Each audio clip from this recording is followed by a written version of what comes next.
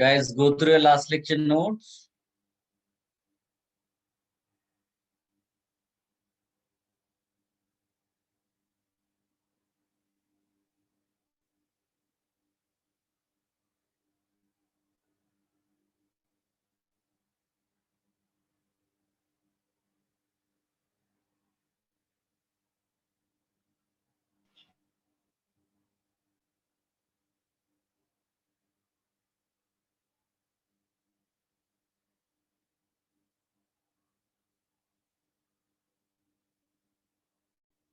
Good evening, sir.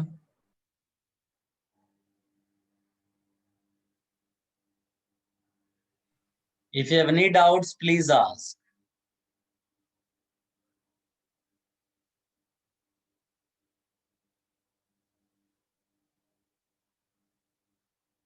Any doubts? Sir वो phenol इस phenol capable of liberating CO2 from sodium bicarbonate solution. Sir ये example एक और बार explain कर दीजिए ना। Phenol is not capable, बेटा। तो रिएक्शन जब होगा, जब फेनॉल प्लस NaHCO3, तो सर जो है ऊपर से OH ग्रुप हट जाएगा, Na आ जाएगा ना, कि सिर्फ H हट नहीं, के। इसको हम एसिड बोल रहे हैं बेटा। ये HA टाइप का है, तो HA में बताइए क्या निकलेगा? H। OH निकल ही नहीं सकता, ये तो HA मान के चल रहा है ना, ये तो एसिड है, तो इसका मतलब खाली H निकलेगा। और इस H को किसको दिया जाएगा? इसको दिया जाएगा। इसका बेसिक पार्ट कौन है? ये है। जैसे NaOH का बेसिक पार्ट OH होता है, वैसे NaHCO3 का बेसिक पार्ट क्या होगा? HCO3। तो बताइए प्रोडक्ट में कौन सा एसिड जनरेट होगा? HCO3 plus H। क्या होगा? मैथ्स लगाओ। So this is the acid of reactant, this is the acid of product. So it is comparison of these two acids. जो ज्यादा पावरफुल होगा उधर की तरफ रिएक्शन, मतलब वो अपनी डायरेक्शन में लेके जाएगा अपोजिट में। तो इन दोनों का कंपैरिजन करना है। और अनफॉर्चुनेटली ये जो फिनॉल होता है, this is less acidic.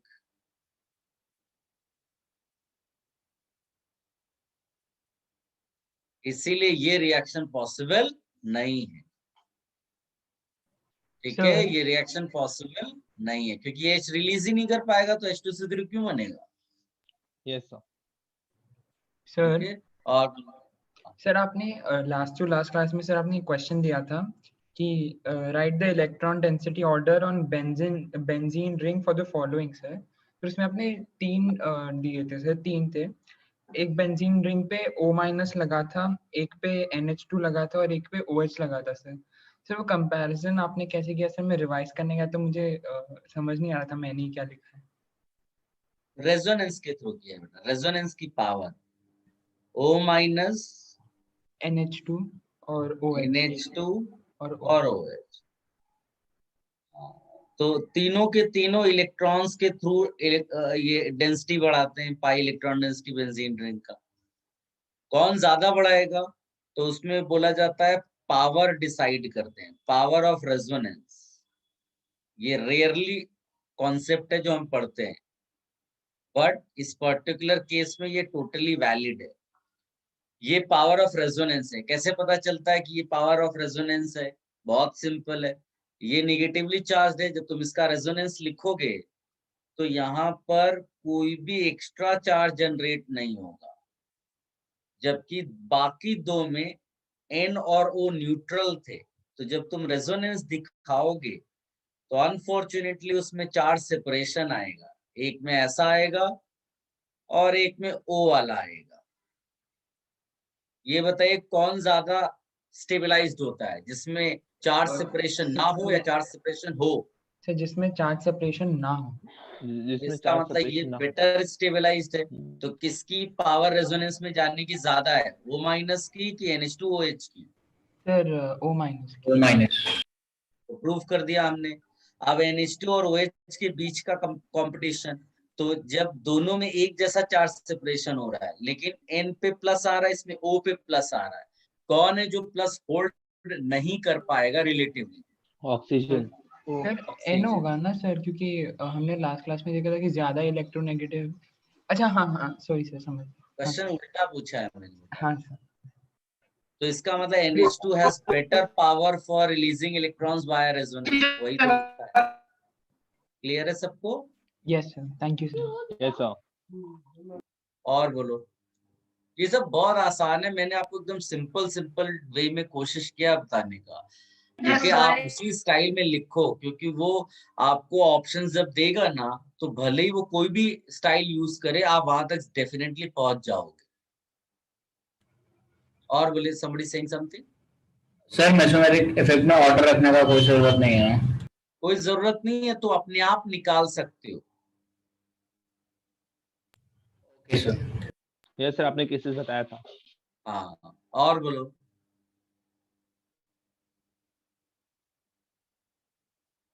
Use your mic if you are asking anything. Sir आप मेटा डायरेक्टिंग ग्रुप्स का लिस्ट देने वाले थे। मेटा डायरेक्टिंग ग्रुप्स का हाँ आपने Yes, कल sir. बोल मैंने रहे थे। सारा लिस्ट दिया हुआ है, मैं तो बहुत सारा लिस्ट दिया हुआ। CHO है, COR है, COOH है, SO3H है, CN है, जो भी इलेक्ट्रॉन विड्रॉ करता है वाया रेजोनेंस, बताया तो था मैंने। तो भर भर के तुम्हारे पास एग्जांपल है, कुछ भी चूज कर लो। ये लो, याद है ना केसेस कराए थे, केस 1 केस 2, कैसे पता चलेगा कि कोई -M है कि +M है? तो जो भी ग्रुप तुम्हारा -M को फॉल करता है ना, वो सबका सब मेटा डायरेक्टर है। Okay sir. समझे ना? क्योंकि वो सब जगह से इलेक्ट्रॉन्स विड्रॉ कर लेगा, और सब जगह मतलब ऑर्थो पैरा से। कहां से नहीं विड्रॉ करता? मेटा पोजीशन से। तो जब भी कोई अटैक करने आएगा, वो मेटा पे ही अटैक करेगा, क्योंकि उसको वहीं पर इलेक्ट्रॉन डेंसिटी मैक्सिमम मिलेगी।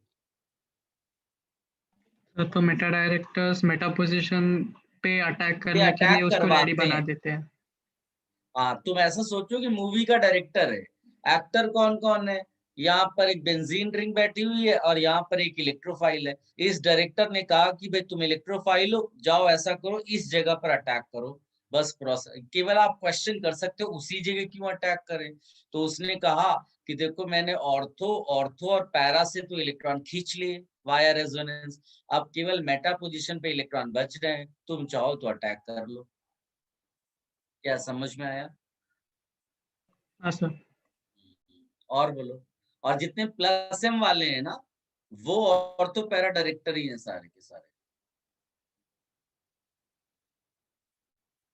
सर आप प्रीवियस पेज एक बार दिखा सकते हैं? एक्चुअली सब क्या बहुत मिक्स्ड कॉन्सेप्ट्स होते हैं। तो कई सारे टीचर थोड़ा पहले पढ़ाते हैं कोई चीज, कोई टीचर कोई बाद में पढ़ाता है, सबका अपना एक सीक्वेंस होता है। बट अनफॉर्चुनेटली पेपर्स जब सेट होते हैं, तो उसमें अगर इनिशियल फेज में कोई टेस्ट हो जाता है, तो मिक्स्ड टाइप के क्वेश्चंस अगर हो गए बाई चांस, तो कुछ लोग ज्यादा कर पाते हैं, कुछ कम। तो इतना ज्यादा उसको लेकर के आप परेशान मत होना।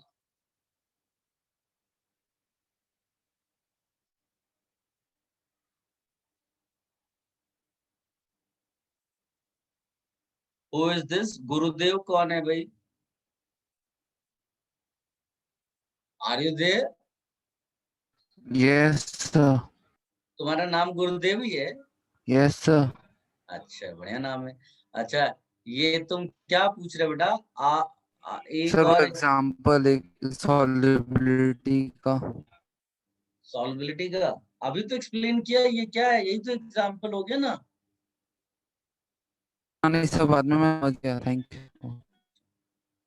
और किसी का कोई डाउट है?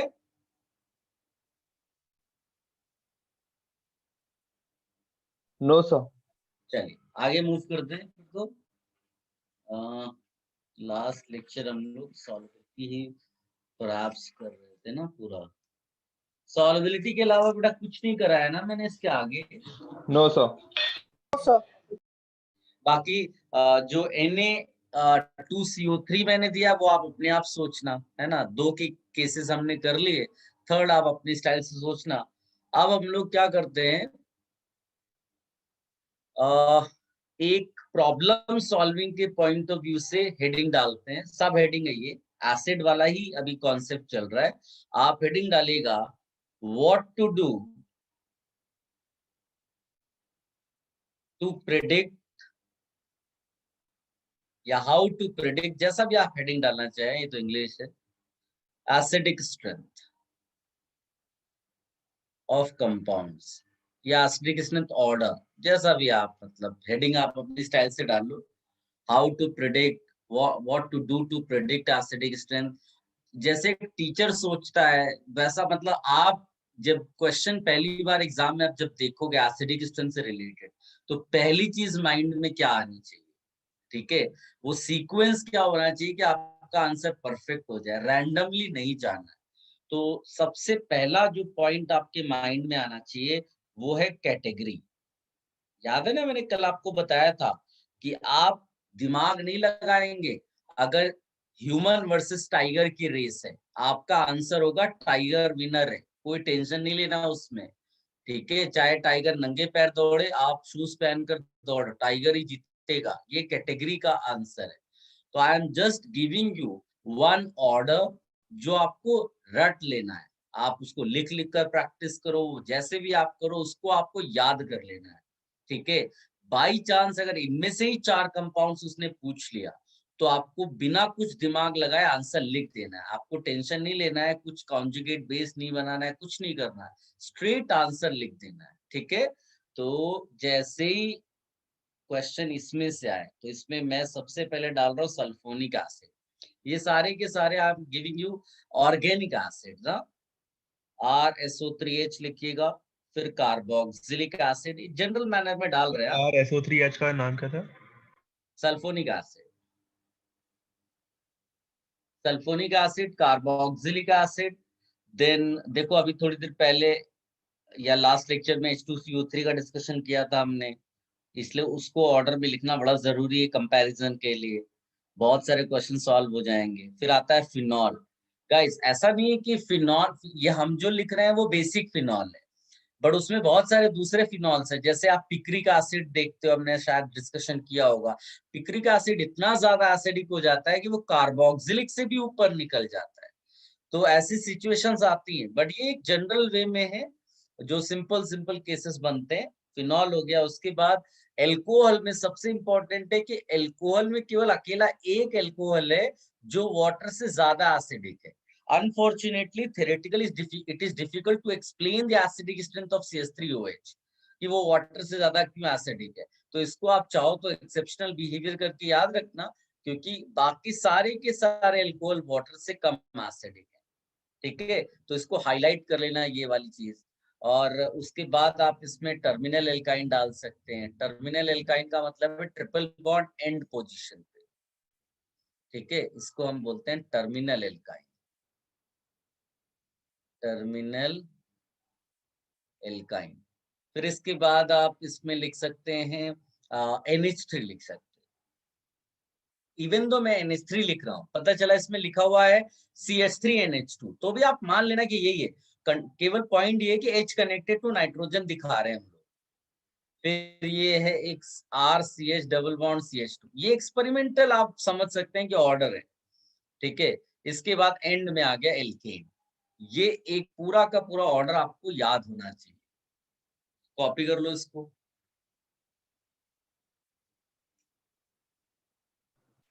सर आपने लास्ट क्लास में 16A और B के सर आपने डिस्कस किए थे ना सर क्वेश्चन। हाँ। सर उसमें सर जो B पार्ट था ना सर, उसमें पहले दो एक में पड़ गए थे, दूसरे दो एक कैटेगरी के थे। सर उनके आपस में आपने कैसे कंपेयर किया सर? जैसे लास्ट के दो CH वाले थे और पहले दो में हमें इलेक्ट्रोनेगेटिविटी वाला चेक करना था, तो सर लास्ट के दो कैटेगरी सेम था ना, तो इंडक्टिव इफेक्ट से आ गया था। F हाँ, इलेक्ट्रॉन विड्रॉइंग ग्रुप था, की वजह से एसिडिक बढ़ा दिया उसने। Okay sir. क्योंकि जैसे CH3F और CH3NH2 में कैसे किया आपने कंपैरिजन? CH3F और CH3NH2 में कोई कंपैरिजन ही नहीं है। CH3NH2 का मतलब है H connected to nitrogen, that is much more acidic than H connected to carbon. CH3F का मतलब होता है H connected to carbon, H connected to F नहीं है वहां पर, तो CH3NH2 is more acidic. Okay sir. Sir एक बार टर्मिनल ये कॉपी कर लिया सबने? और हाँ, लास्ट लेक्चर में हमने कैटेगरी का ये भी बनाया था ना, तो इसको भी आप बना कर रख लो कि ये वाला इधर गए तो एसिडिक, ये भी कैटेगरी का है पार्ट। अगर इससे कहीं से भी तुम्हें आंसर आ जाता है तो उसमें ज्यादा टेंशन नहीं लेना, फटाफट आंसर टिक कर दो। सर ये वाला जो ट्रेंड है ये डोमिनेंट ट्रेंड है ना, इसके बाद फैक्टर्स डालेंगे। अरे तो लिखा तो है कैटेगरी, हाँ सबसे क्या लिखा है, what to do to predict acidic strength. Teacher पहली क्या सोचता है, सबसे पहले कैटेगरी में डिफरेंस है क्या, कैटेगरी में अगर डिफरेंस है तो सीधे आंसर यहीं से निकाल देना है, चाहे वो आप लास्ट में पीरियोडिक क्या टेबल बनाया वाली आपने? स्टाइल से निकालो या इस ऑर्डर से निकालो। सो ये लास्ट आपने पीरियोडिक टेबल बनाई है ना? हाँ ये पीरियोडिक टेबल है, अच्छी नहीं लग रही है क्या? नहीं नहीं, सिर्फ कंफर्म कर रहा था।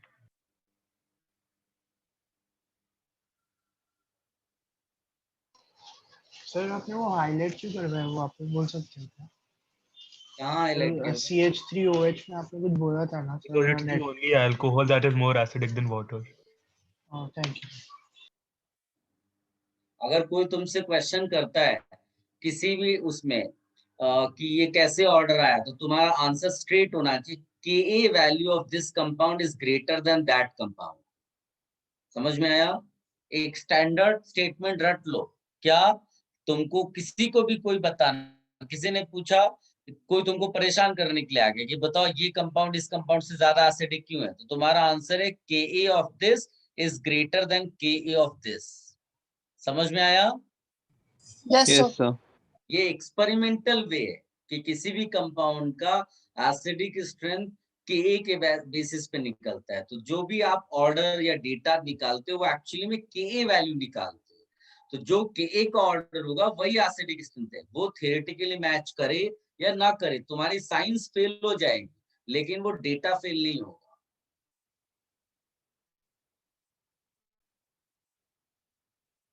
Should I remove this? Sir ये आपने पीरियोडिक टेबल के बीच में क्या लिखा? Yes sir. So 1 minute sir. Periodic table के बीच में तो कुछ नहीं, ये CH है, ये एक्चुअली P ब्लॉक रहता है ना, तो इसको थोड़ा बड़ा बना दिया क्योंकि को अपने कोवेलेंट मॉलिक्यूल्स तो यहीं से निकलेंगे। तो ये H connected to Na, H connected to carbon, H connected to nitrogen, यही सब है सब। इधर भी इसी तरह डाल दो। सर ये लास्ट वाला RC2CH3 मतलब इथाइल ग्रुप है। भाई RCH2 एल्केन है, बताओ तो RCH2CH3। हाँ sir.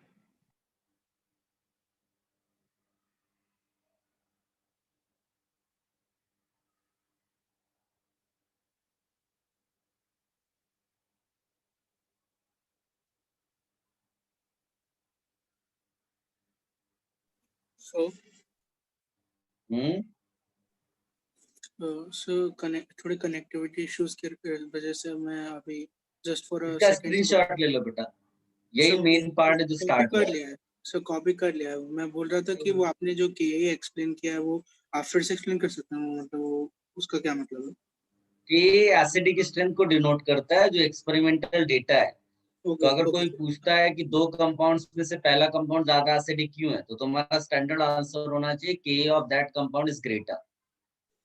Okay sir. Should I remove this? Yes sir. Yes sir. Yes अभी नोट एक लिखेगा, इफ कैटेगरी सेम। अब ये समझ लो कि तुम क्लास एग्जाम हॉल में बैठे हो और क्वेश्चन आया हुआ है, तो तुम क्या क्या सोच रहे हो। तुमने कैटेगरी सोची, अनफॉर्चुनेटली आंसर नहीं आया, ठीक है, क्योंकि कैटेगरी सेम निकल गई। तो कैटेगरी सेम है तो उसके लिए नोट क्या है वो लिखना है, if category is same then predict acidic strength. If category is same, then predict acidic strength on the basis of mesomeric effect, inductive effect, and other factors. If category is same, then predict acidic strength on the basis of mesomeric effect, inductive effect, and other factors. Other factors में वो slowly अभी आप और थोड़ी चीजें करोगे तो वो सब उसी के अंदर डाल देंगे। मेन 2 फैक्टर्स हैं जो हमने ऑलरेडी कर दिया, और सबसे इंपॉर्टेंट फैक्टर है मेसोमेरिक रेजोनेंस वाला। सबने नोट लिख लिया? Yes sir. Yes sir. चलिए, तो आइडियली ये पूरा हो गया अपना, है ना। लेकिन परफेक्शन के लिए जाना है तो हमें वो एग्जाम्पल, वो केसेस कर लेने जो अभी तक आए हुए हैं एग्जाम में, जितने भी ईयर्स में अभी तक बने हैं पेपर, उसमें जो पॉसिबल क्वेश्चंस हैं वो वाले कर लेते हैं हम लोग। तो एक चैप्टर आपके सिलेबस में phenol, every year they ask 1 question from the chapter. तो उसमें कई बार वो एसिडिक स्ट्रेंथ से रिलेटेड क्वेश्चंस पूछते हैं, तो जो जीओसी का पार्ट हो जाता है। तो हम लोग यहाँ पर सेकेंड पॉइंट लिखेंगे इसी में, इफ कैटेगरी इज फिनॉल, मतलब मानकर चल रहे हैं कि कैटेगरी फिनॉल है। इफ कैटेगरी इज फिनॉल, तो इसके लिए हमने ऑलरेडी किया हुआ है, तो ज्यादा कुछ इसमें जरूरत नहीं है। हमने ऑलरेडी फिनॉल का डिस्कशन किया था थियोरेटिकली, तो it is very easy for you to explain कि ये पिक्रिक एसिड है। 3 आपके NO2 लगे हैं ऑर्थोपैरा पे, बहुत अच्छा एसिड है। अभी मैं डेटा भी दूंगा, बट वो डेटा रटने की जरूरत नहीं है, ये भी बहुत ज्यादा एसिडिक है। फिर ये स्टैंडर्ड ऑर्डर आप याद रख लेना, क्योंकि ये मैंने लास्ट लेक्चर भी कराया हुआ था, स्टैंडर्ड क्वेश्चन है ये। Para nitrophenol, ortho nitrophenol, meta nitrophenol, and then only phenol. कोई बता सकता है why para nitrophenol more acidic than ortho nitrophenol, even though at ortho you have sir inductive hydrogen bonding के कारण तो अपना intramolecular hydrogen, हाँ no H intramolecular type. Intramol, very good. तो ये स्टैंडर्ड सा क्वेश्चन है, और इसका ऑर्डर आपको रटा होना चाहिए, इसमें कोई आपको रिस्क नहीं लेना है। सर सेकंड वाले पे, सेकंड नाम पे क्या लिखा है? इसका बेटा सेकंड वाले पे OH के बाद क्या लिखा है? NO2, ओके, सब में NO2 है। सर सेकंड वाले कंपाउंड का नाम क्या है? 2,4 डाइनाइट्रोफिनॉल।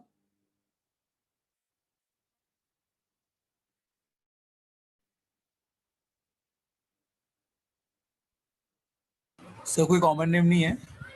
नहीं, वो ऐसे ही है, 2,4 dinitrophenol. Okay sir.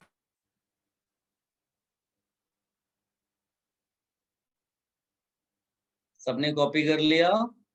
Yes sir. Sir wait for while. Sir 1 minute.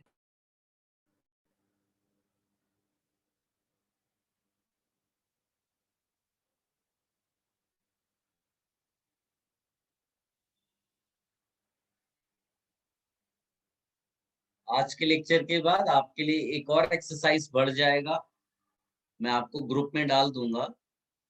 इतना जल्दबाजी नहीं करनी है, आप आराम से करना, कोई वो नहीं है, लेकिन आप उसको अच्छे से अटेम्प्ट करना। आपकी बुकलेट के क्वेश्चंस भी बहुत अच्छे हैं जीओसी के।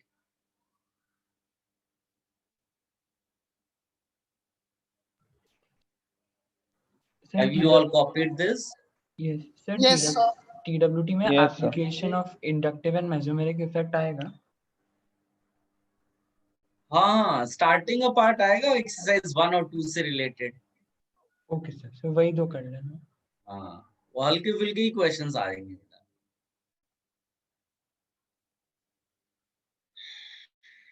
चलिए, इसमें नेक्स्ट पार्ट आप लिखिएगा जो डेटा मुझे आपको देना था, और आप जैसे जैसे डेटा लिखोगे आपको इम्पोर्टेंस समझ में आएगी कि क्यों हम ये डेटा लिख रहे हैं। इसको रटना नहीं है आपको, और आप इसको कॉलम के फॉर्म में बना सकते हैं, टेबल लगा करके। इधर कंपाउंड लिखिएगा, उसका स्ट्रक्चर आप बनाइए, देन के वैल्यू आप लिख सकते हैं उसका, यही मेन डेटा है विच I will give you.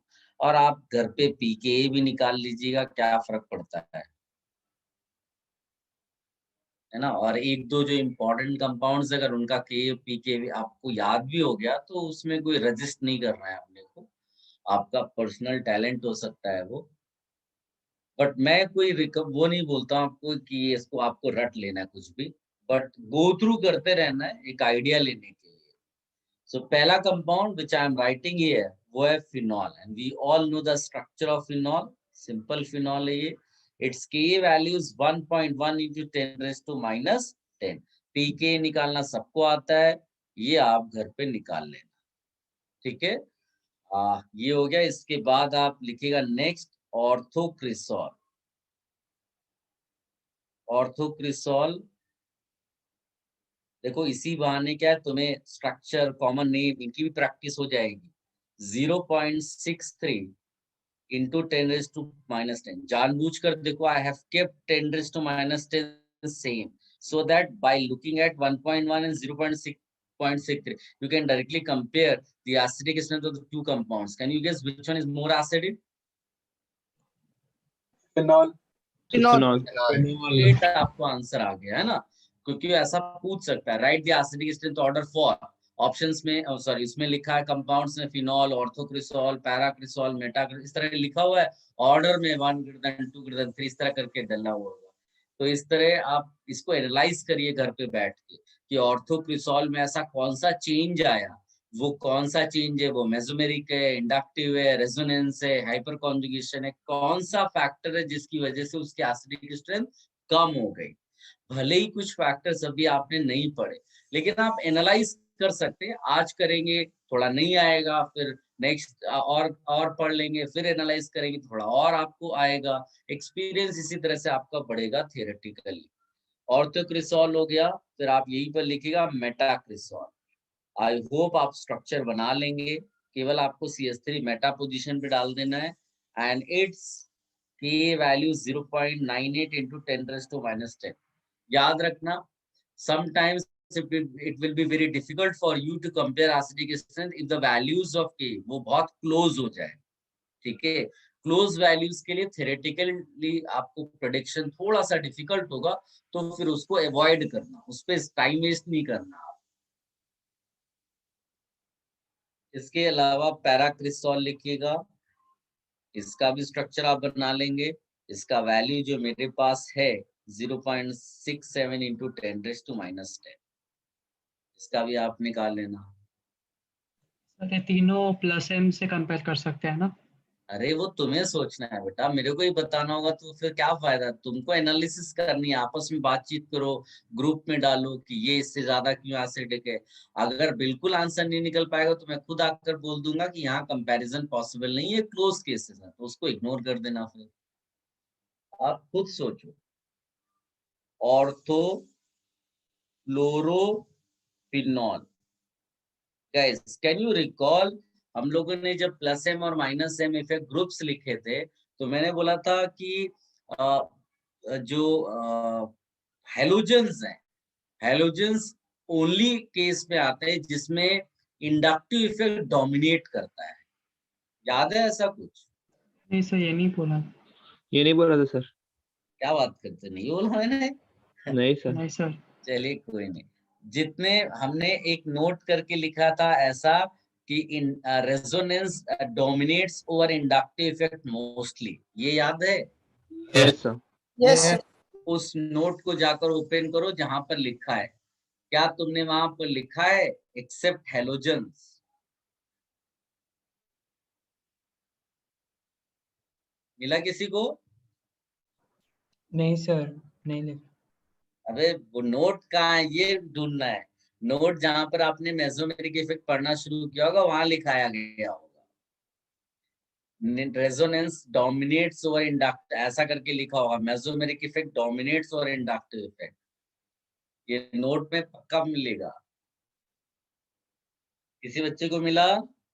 Sir, आपने स्टार्टिंग में बहुत बड़ा नोट लिखा था, उसमें हो सकता है नोट में हाँ, बड़ा सा बताया नहीं नोट था। है। Mesomeric effect is a permanent effect, complete transfer of electrons, Yes, ऐसा sir. करके होगा। Full positive negative charges are developed. Did you find that note? Yes sir. उसमें देखो लिखा होगा एंड में रेजोनेंस डोमिनेट्स और इंडक्टिव या मेसोमेरिक डोमिनेट्स, ऐसा करके लिखा है। यस सर, प्रेफरेंस होता है ऐसा लिखा हुआ। हाँ, प्रिफर्ड, बिल्कुल से। अरे वो चलेगा यार, अंग्रेजी में कहाँ फंस रहे हो। तो ये सबको मिल गया वो पॉइंट कि resonance is preferred over inductive effect, ठीक है। वहीं पर आप ब्रैकेट में लिख सकते हैं, अगर नहीं लिखा हो कि एक्सेप्ट हैलोजन।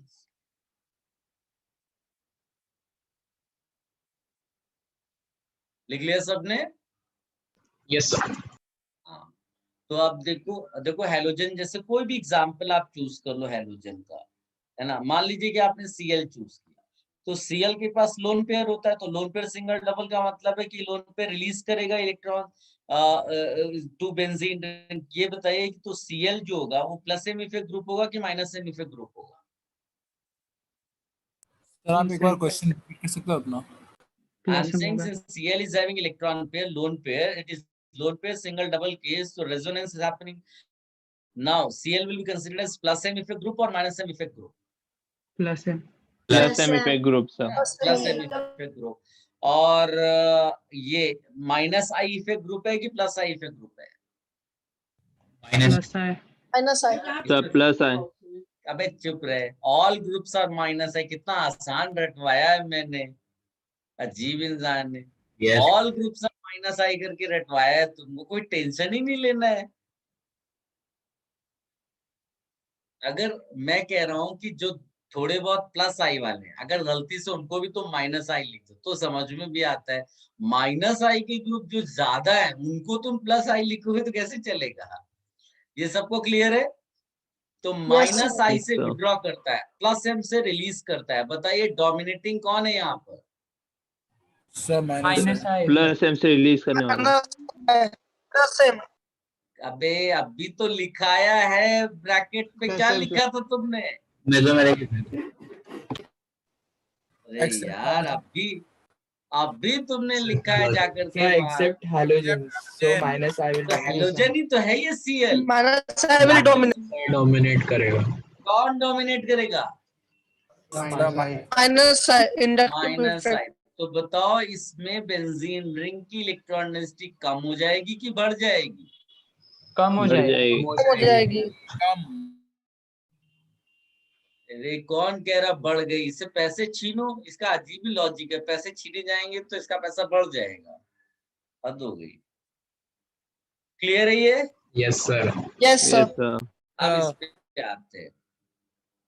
ऑर्थोफ्लोरोफिनॉल का जो स्ट्रक्चर है वो ये है, और वी ऑल नो अगर इलेक्ट्रॉन विड्रॉइंग ग्रुप लगता है तो एसिडिक स्ट्रेंथ बढ़ती है। तो बताओ इसका Ka वैल्यू 1.1 10⁻⁻10 से बड़ा होगा कि छोटा होगा? सब बड़ा होगा। बड़ा होगा ऑब्वियसली। लेकिन अगर तुमने गलती से ये सोच लिया होता कि रेजोनेंस के थ्रू ये रिलीज करता है इलेक्ट्रॉन और रेजोनेंस डोमिनेट करता है, तो एसिडिक स्ट्रेंथ डिक्रीज कर जाना चाहिए।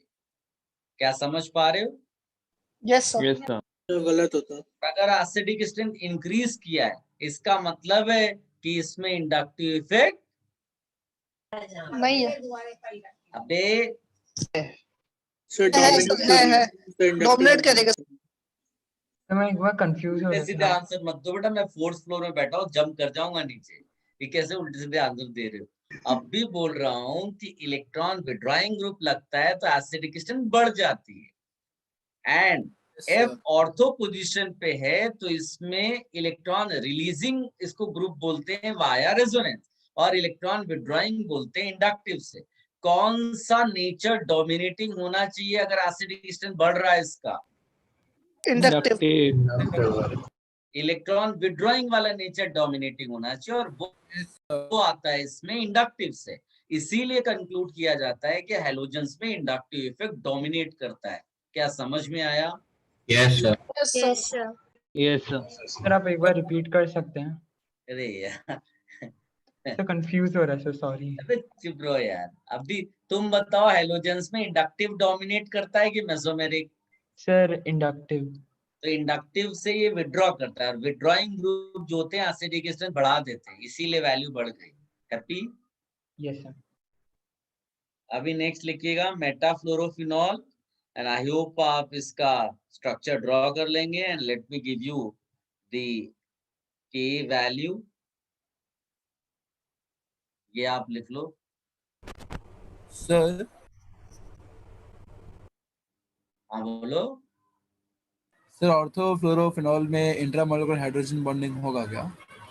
इंट्रामोलिकुलर, उससे क्या कोई फर्क पड़ रहा है अपने को?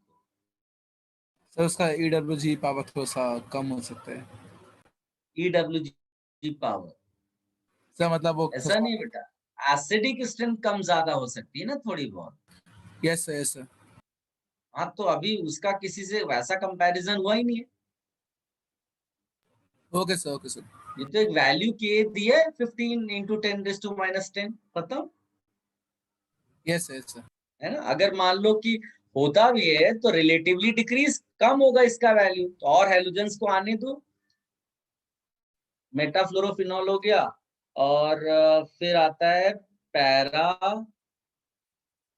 फ्लोरोफिनॉल। और याद रखना इंट्रामोलिकुलर हाइड्रोजन बॉन्डिंग एक वीक बॉन्ड है, तो उसमें इमोशंस मत डाल देना आपने। Okay sir.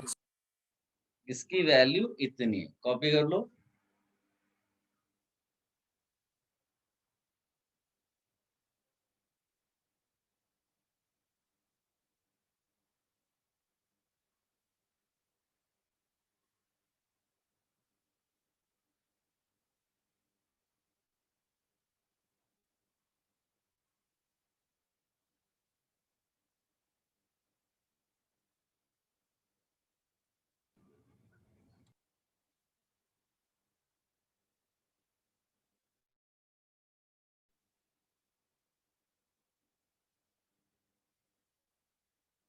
सर लास्ट वाला तो फिनॉल के इक्वल हो गया।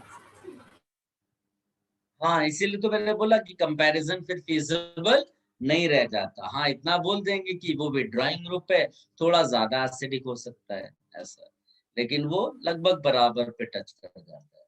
Okay sir. Should I remove this? Yes sir. Yes sir.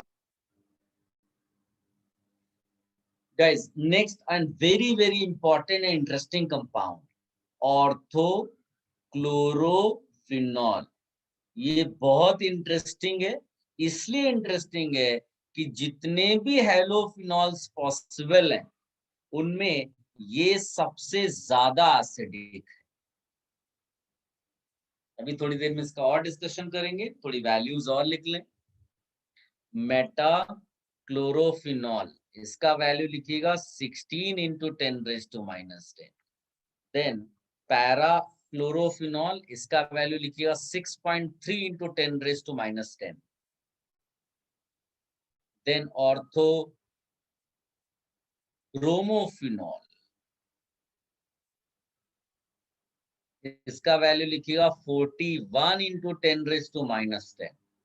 Then metabromophenol, the value is 14 × 10⁻⁻10. Then parabromophenol, it is 5.6 × 10⁻⁻10. Then orthoiodophenol, its value is 34 × 10⁻⁻10.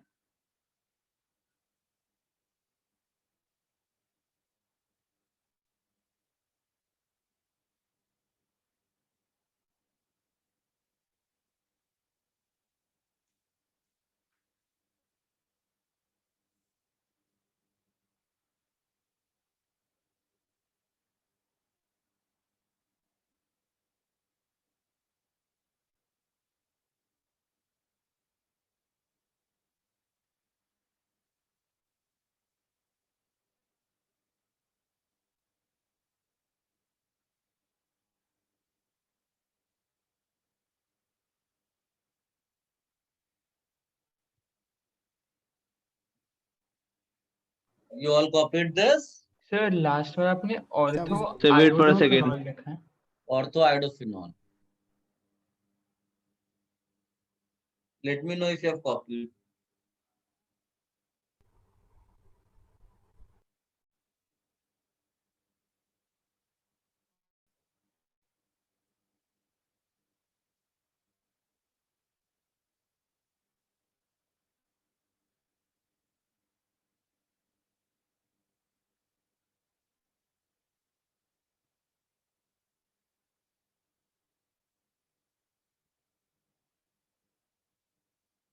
So can you repeat what is the last compound?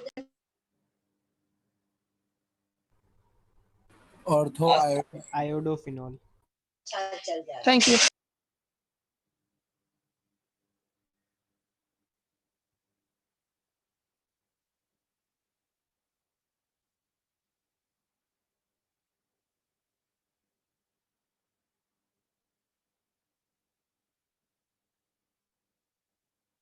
Done?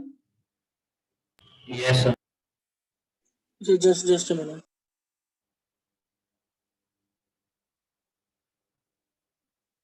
Sir, done.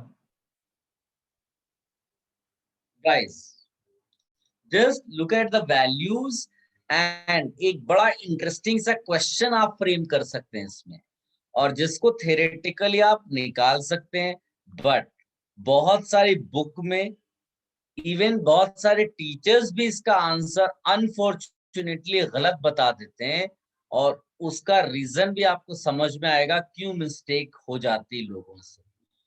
ध्यान से सुनना मैं क्या बोल रहा हूं।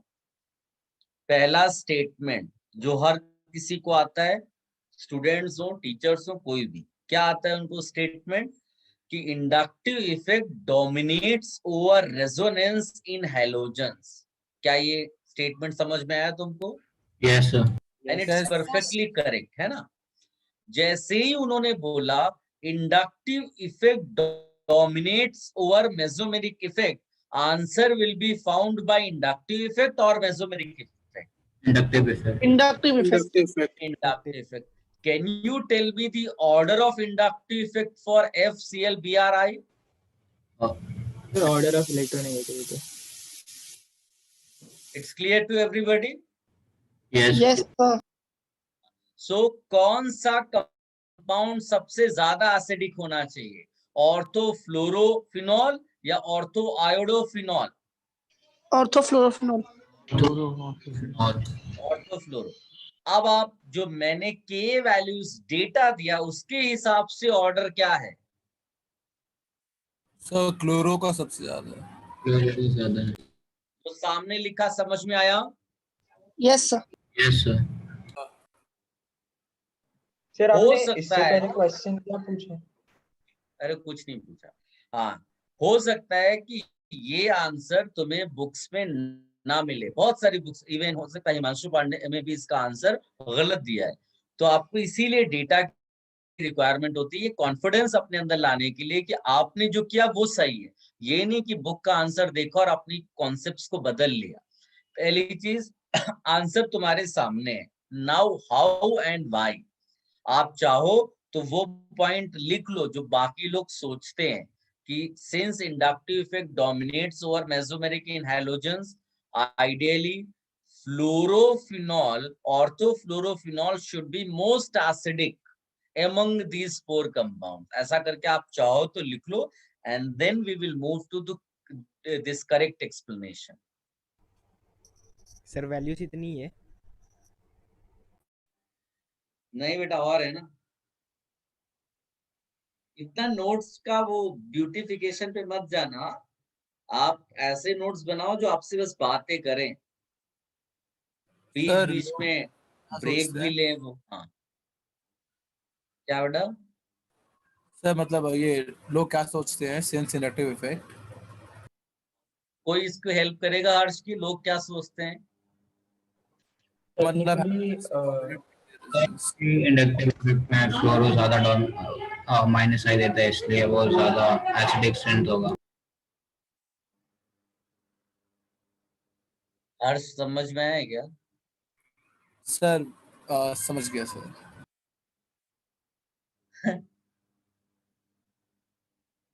चलिए, सबने सब कुछ लिख लिया? Yes, sir. Your voice is breaking with us. Are you saying something? Yes, sir. Sir, बोलो ना। can you show the previous page? अरे यार, ये तो सब डिस्कनेक्टेड लोग वापस फिर इस तरह आते, वेट करो फिर। गाइस हो गया, मैं अब एक्सप्लेनेशन पे आऊं। यस। अभी सब लोग ध्यान से सुनना, एक ही बार बताऊंगा, एक से ज्यादा बार बताने की हिम्मत नहीं है इस पे। Are you ready? Yes sir. Unfortunately जो हेलोजेंस हैं उनमें दो फैक्टर वर्क करते हैं, plus M and minus I. Most of the time which factor dominates for others? मैं उसकी बात कर रहा हूं, मेसोमेरिक और इंडक्टिव? मेसोमेरिक। मेसोमेरिक है ना। मेसोमेरिक एक्चुअली में बहुत बड़ा फैक्टर होता है, इंडक्टिव बहुत छोटा फैक्टर। आप ऐसे विजुलाइज करो कि ये मेसोमेरिक है और यहाँ कहीं इंडक्टिव है, ये गैप बहुत बड़ा होता है। अब हेलोजेंस के केस में क्या हुआ कि ये इंडक्टिव उठ करके ऊपर गया, यानी कि वो मेसोमेरिक को ओवरकम कर रहा है। ओवरकम करने का ये मतलब नहीं कि वो जाकर के आसमान में पहुंच जाएगा, डोमिनेट किया। हो सकता है कि इतने नीचे से जब ऊपर जा रहा है तो हो सकता है बहुत क्लोज हो मेसोमेरिक एंड इंडक्टिव। क्या ये बात समझ में आई आपको थोड़ी बहुत? Yes yes sir. हर केस में मेसोमेरिक बहुत ऊपर है इंडक्टिव से, इस केस में इंडक्टिव डोमिनेट करता है। तो डोमिनेट करने का ये मतलब नहीं कि मेसोमेरिक जीरो हो गया या मेसोमेरिक नेग्लिजिबल हो गया। Are you getting this point? Yes sir. इसका मतलब है कि your answer should not be decided by only minus I, it should be decided by the difference of the two factors. Is it clear? Yes sir. Yes sir. अब आप ध्यान से सुनना, what happens in case of F. ये मान लीजिए कि एक डबल बॉन्ड है जिसके साथ तुमने एफ लगा दिया, जिसका लोन पेयर है और इसका रेजोनेंस शुरू होता है इनके साथ। रेजोनेंस का स्टाइल सबको मालूम है, डीलोकलाइजेशन।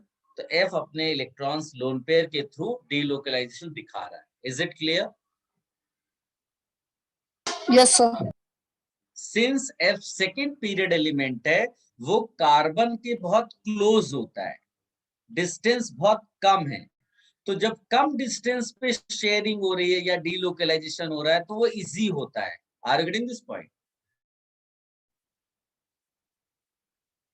आप ऐसे, हाँ, घरेलू एग्जांपल ऐसे समझ लो कि तुम्हारा फ्रेंड यहाँ पर खड़ा है और तुम यहाँ पर खड़े हो और एक बॉल जो है उछाल रहे हो उसकी तरफ, तो इतना क्लोज है कि आराम से वो बॉल को पकड़ पा रहा है। दूसरी सिचुएशन देखो, ये रेजोनेंस है, तो आप लिखोगे रेजोनेंस इज वेरी स्ट्रॉन्ग। दूसरा केस देखो, Br ले लेते हैं, मान लो आप Cl भी ले लो, Br कोई भी ले लो, सबका साइज बहुत बड़ा होता है, ड्रास्टिक चेंज होता है, तो इसीलिए डिस्टेंस बहुत बढ़ गया। अब बताइए डीलोकलाइजेशन के चांसेस कम हो गए कि और बढ़ गए? सर कम हो गए। कम हो गए। कम हो गए। कार्बन और Br या Cl का डिस्टेंस इतना बढ़ गया कि अगर मान लीजिए तुमने बॉल उछाली तो बहुत चांस है कि वो यहाँ तक ना पहुंचे, यानी वो डीलोकलाइजेशन वाला जो कॉन्सेप्ट है वो थोड़ा रिड्यूस हो गया। तो आप यहाँ लिख सकते हैं रेजोनेंस इज वीक। ठीक है, रेजोनेंस थोड़ा सा वीक हो गया, थोड़ा क्या बहुत ज्यादा वीक हो गया। बट इंडक्टिव इफेक्ट जो होता है, यानी इलेक्ट्रोनेगेटिविटी हेलोजेंस की बहुत अच्छी होती है, मालूम है ना। जितनी भी हेलोजेंस है लगभग सबकी इलेक्ट्रोनेगेटिविटी बहुत अच्छी होती है। एफ इवन दो इलेक्ट्रोनेगेटिविटी में नंबर 1 है, बट उसका रेजोनेंस भी बहुत स्ट्रॉन्ग है। जबकि Cl जो है इलेक्ट्रोनेगेटिविटी में नंबर 3 है, बट उसका साइज इतना बड़ा हो गया कि उसका रेजोनेंस वीक हो गया।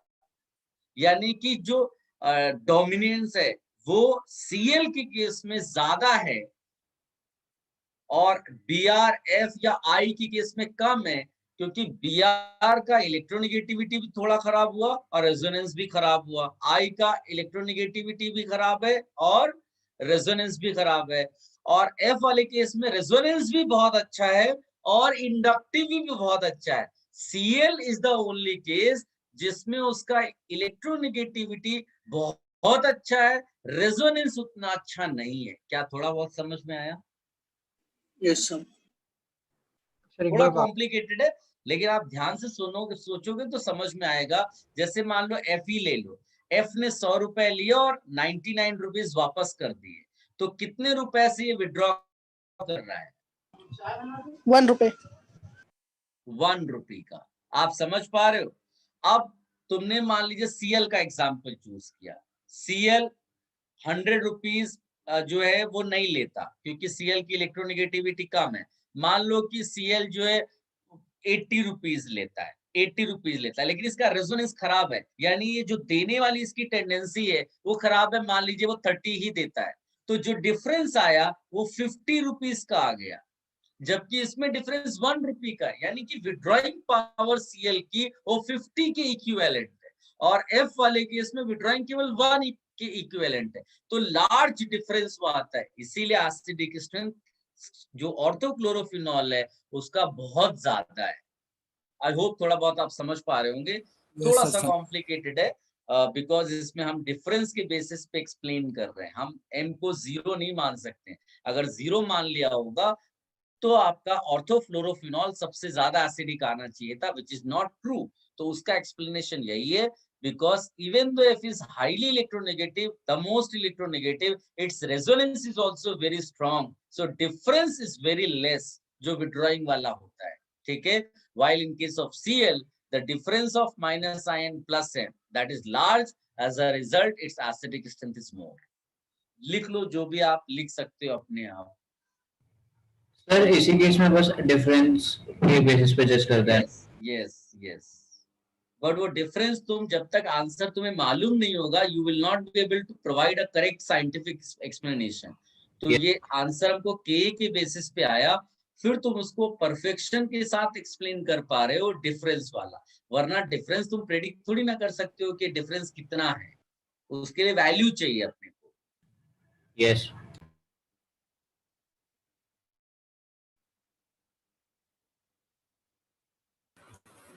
सर हम खुद से लिखे ना, आपको नोट नहीं दे रहे? ना मेरे पास कोई नोट नहीं। ठीक है सर, सह लेंगे।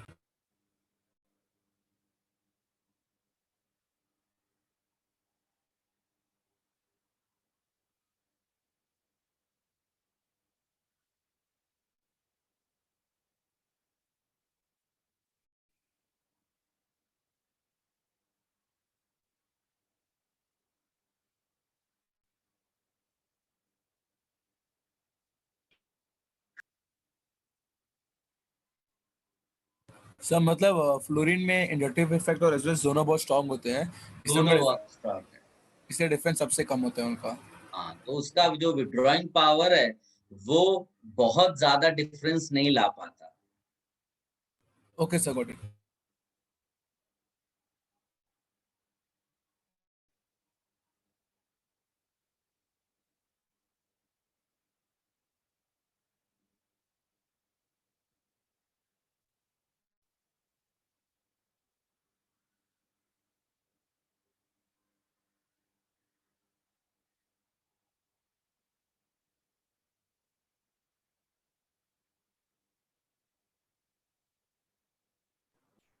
सर एक सीरी डाउट है। बोलो सर सर आपने वो F के जो पाई इलेक्ट्रॉन का क्लाउड है सर, सॉरी जो P ऑर्बिटल है ना सर, आपने दोनों इलेक्ट्रॉन ऊपर वाले लोब में ही बना दिया सर, बट वो एक ऊपर और एक नीचे होता है ना। ऐसा, ये तो बेटा इलेक्ट्रॉन क्लाउड है, तुमको गलत फहमी हो, एटॉमिक स्ट्रक्चर ठीक से पढ़ा नहीं है तुमने। तो ये जब आप ऑर्बिटल बनाते हो, ये कोई किसी ने ऑर्बिटल देखा थोड़ी ना है, ये तो मैथमेटिकल रिप्रेजेंटेशन है, तो probability of finding the electron, ये तो इलेक्ट्रॉन क्लाउड को रिप्रेजेंट करता है। डॉट रिप्रेजेंटेशन के लिए है, या तो आप उस पार्टिकल वाले उसमें डील कर रहे हो या आप क्लाउड के उसमें डील कर रहे हो, दोनों एक साथ नहीं होते हैं। केवल हम रिप्रेजेंटेशन के लिए वहां ऑर्बिटल ड्रॉ करते हैं, ऐसा नहीं कि एक इलेक्ट्रॉन ऊपर वाले लोब में एक इलेक्ट्रॉन नीचे वाले लोब में डाल दिया। वो जो डिजाइन होता है ना, ये जो डिजाइन है ये पाई क्लाउड को रिप्रेजेंट करता है, यानी इलेक्ट्रॉन किसी भी जगह हो सकता है, ठीक है। यस सर, उससे कंफर्म करना था। हाँ, ऐसा नहीं कि इलेक्ट्रॉन इधर उधर से घूमता है या एक कुछ चक्कर लगाता है, कुछ नहीं है।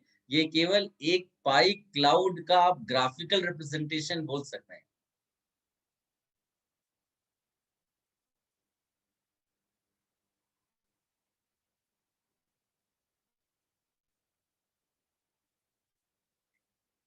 Should I remove this? और इसको आप याद रखना, Aman Pandey Singh sir exception please समझ के याद कर लेते, याद करना ही है बेटा। वो तो ये है कि एक्सप्लेनेशन आ गया तो ऐसे कैसे तुम थोड़ी ना बोल दोगे, उसमें लिखा होगा इंडक्टिव डोमिनेट्स, तो इंडक्टिव डोमिनेट्स तो एफ वाला फिर मोस्ट एसिडिक होना है। प्लस somebody was saying कि हाइड्रोजन बॉन्डिंग, तो यस यहाँ पर इंट्रामोलिकुलर हाइड्रोजन बॉन्डिंग भी थोड़ी फीजिबल है, उसके बेसिस पे भी आप बता सकते।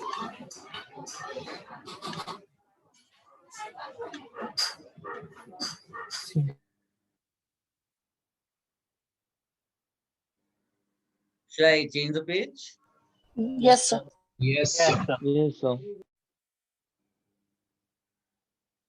Guys, now you write next जो है वो है मेटा आयोडोफिनॉल, उसका वैल्यू लिख लो 13 into 10 raised to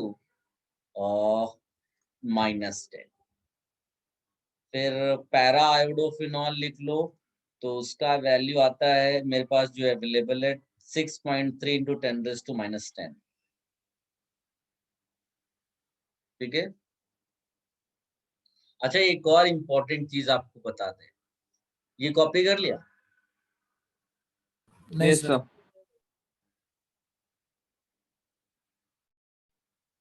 सर वो क्या है, कंपाउंड क्या है?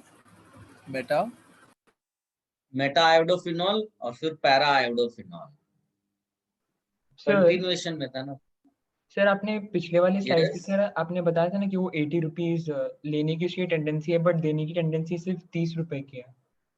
तो सर जो हाँ। डिफरेंस आता है 50 का, सर वो क्या था एग्जैक्टली? वो विड्रॉइंग का 50 रुपीज है कि नेट विड्रॉइंग 50 से हो रहा है, जबकि एफ वाले में नेट विड्रॉइंग 1 ही रुपए का है। 1 ही रुपए। यस गाइस, अच्छा let me tell you one thing, although हमने फिनॉल के डिस्कशन से ये प्रूव किया है कि सीएल का विड्रॉइंग पावर बाकी हेलोजन से ज्यादा है, इसको तुम फ्यूचर में दूसरी जगह भी यूज कर सकते हो। Are getting this point?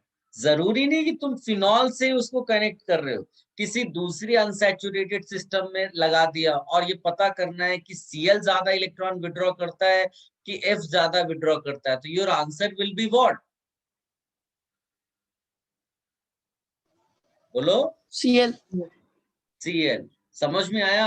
ऐसा नहीं होना चाहिए कि भटक गए वहां पर। तो ये एक्सपेरिमेंटल डेटा से हमने कंक्लूजन निकाला है। हो सकता है BRI में तुम बहुत क्लोज वाले केसेस है, प्रिडिक्ट ना भी कर पाओ, लेकिन सीएल को आप डेफिनेटली मान सकते हो कि इसका विड्रॉइंग पावर जो है वो बाकी सबसे बढ़िया है। It's because of difference of -I and +N। चलिए back to this guys, next लिखिएगा ऑर्थो एमाइनोफिनॉल।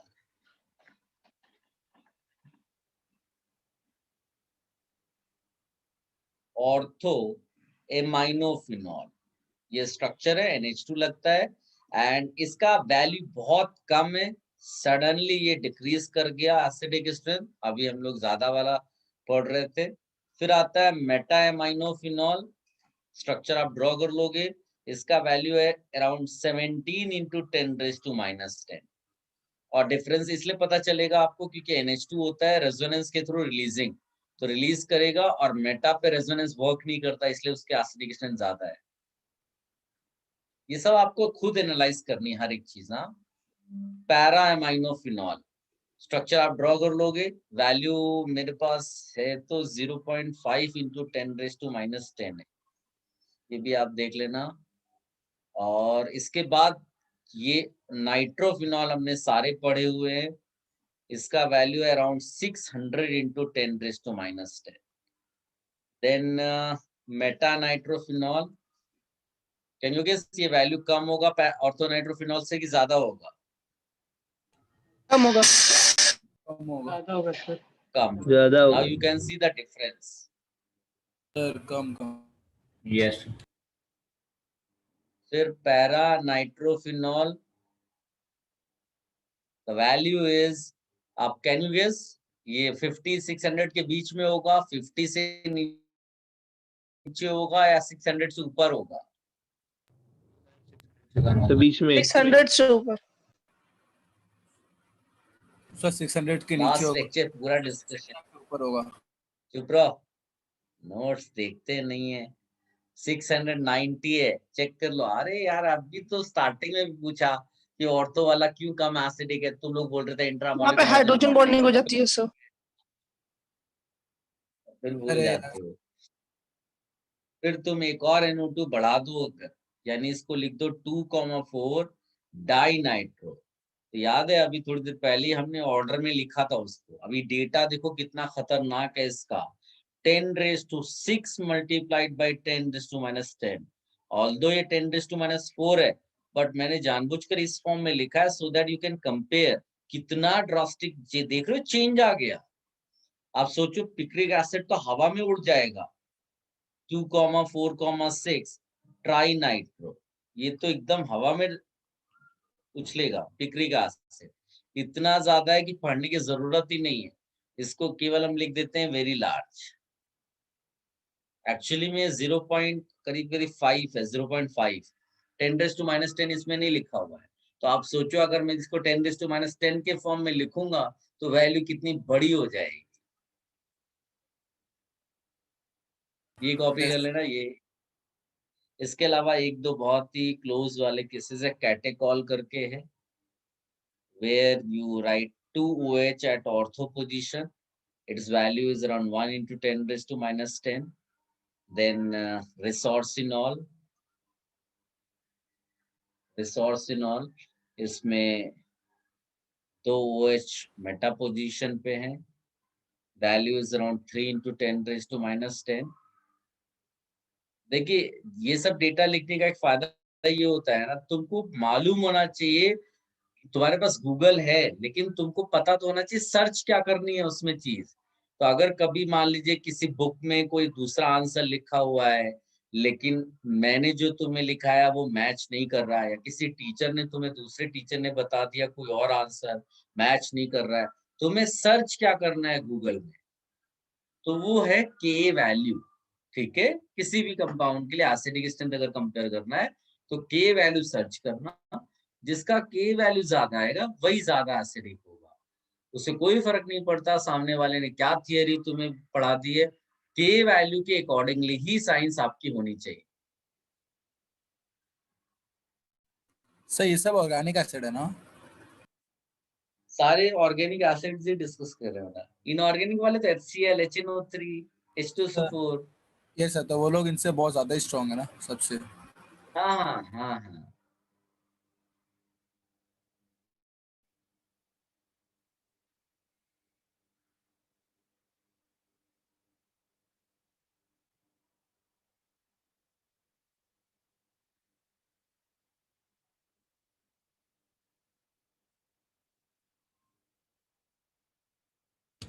सर वो 2,4,6 ट्राई नाइट्रोफिनॉल के नीचे कौन सा कंपाउंड है? पिक्रिक एसिड उसी का नाम है दूसरा। सर उसके नीचे वाला। Catechol. Okay sir. CATECHOL।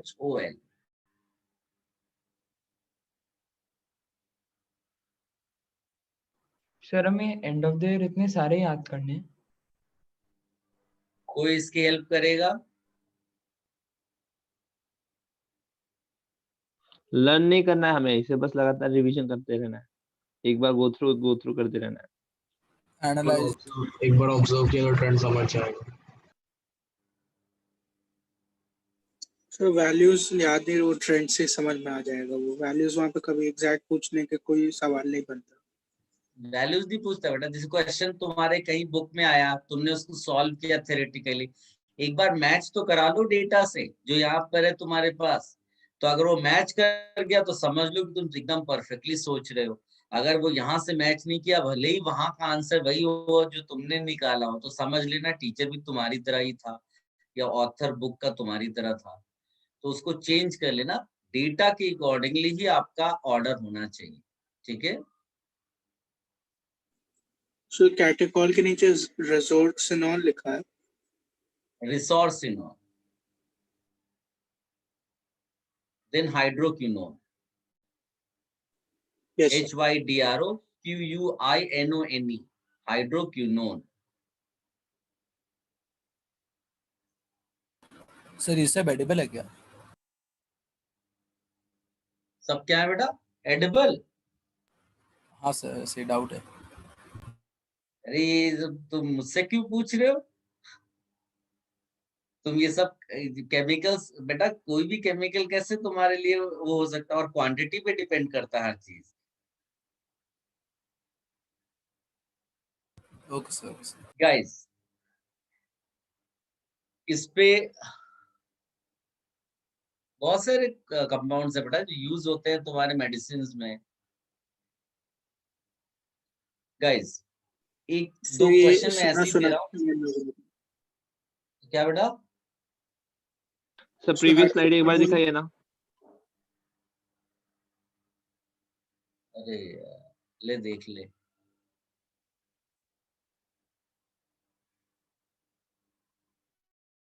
Done sir.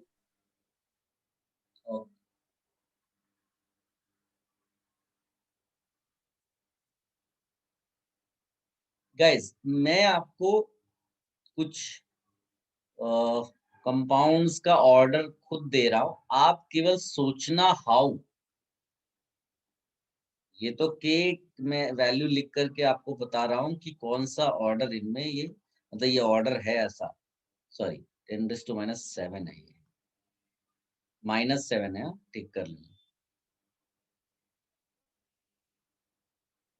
How इसको कॉन्जुगेट एसिड बेस थ्योरी से एक्सप्लेन करना। ये एक क्वेश्चन है जिसका आंसर बहुत सारे बच्चे गलत निकालते हैं, वो बेंजोइक एसिड को पहले लिख देते हैं। तुम सोचना हाउ।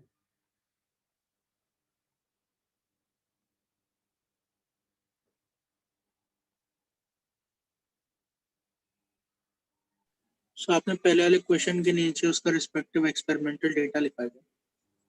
हाँ के values.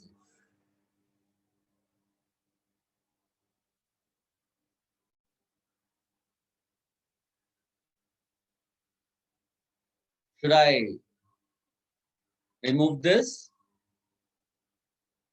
Yes sir. So just a minute. Yes. Wait.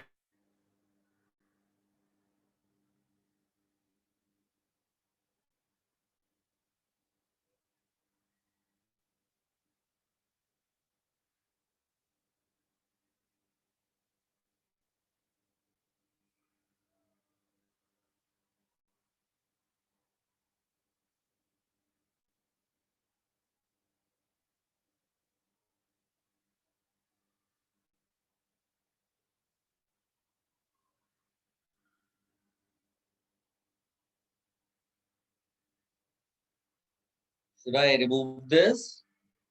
Yes, sir. Guys, हमने जो इम्पोर्टेंट कंपाउंड्स का था वो एक कैटेगरी एक्स्ट्रा पढ़ ली। अब आप नेक्स्ट लिखिएगा इफ कैटेगरी इज, एक और बड़ा इंपॉर्टेंट कैटेगरी है जिसकी क्वेश्चंस आते रहते हैं। If category is benzoic acid, if category is benzoic acid,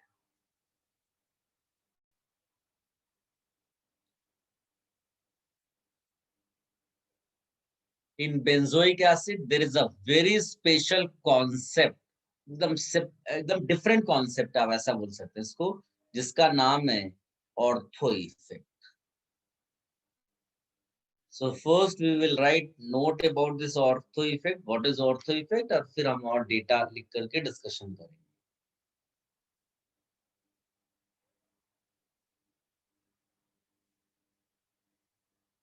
Are you ready? Yes, sir. Yes sir. लिखिएगा nearly all ortho substituted, nearly all ortho substituted, sir आपकी वॉइस लैग कर रही है, आप फिर से रिपीट कर सकते हैं क्या? nearly, बाकी लोगों को सुनाई दे रही है मेरी आवाज? Yes sir. Yes, sir. Yes sir. Nearly all ortho substituted benzoic acids are stronger than benzoic acid. Nearly all ortho substituted benzoic acids are stronger than benzoic acid. This special effect is called ortho effect.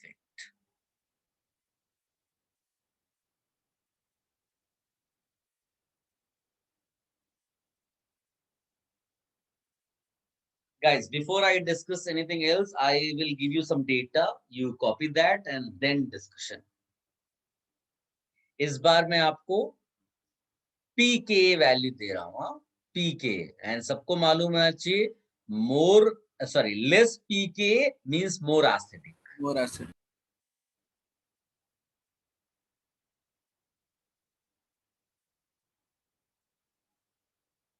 PKa value है यहाँ पर, हाँ, P small letter में, K capital letter में, A subscript में है.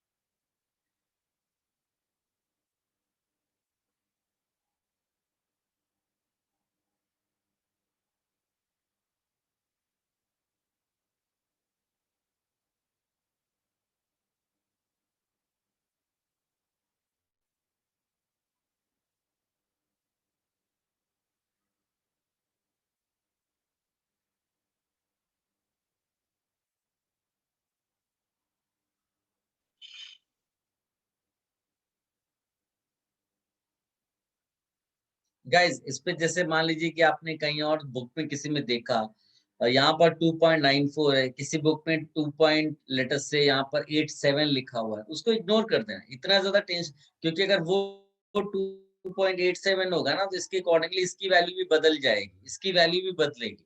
ये के और पी के टेम्परेचर डिपेंडेंट होते हैं. तो वो जो बुक में डेटा दिया है, वो किस टेम्परेचर पे वैल्यू निकाली है, वो वहां मेंशन किया होगा. तो ऑर्डर वाइज वो यही निकलेगा. तो थोड़ा बहुत वेरिएशन पे आप इधर उधर उसको चेंज मत कर देना. सर ये कौन सा टेम्परेचर वैल्यू है? ज्यादातर जो हम डील करते हैं ना, वो 25 डिग्री सेल्सियस पे रहता है.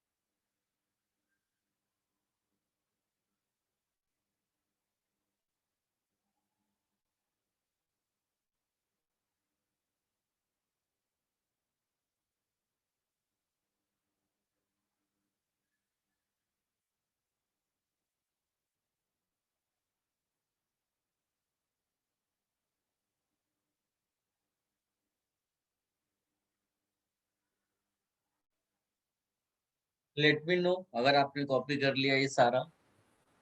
तो वो सेकंड लास्ट वाले में क्या लिखा है ऑर्थो पोजीशन पे? OME, ME means methyl. So any means ME methyl. ME बेटा ME मिथाइल। मिथॉक्सी हो जाएगा ना? हाँ बिल्कुल सही।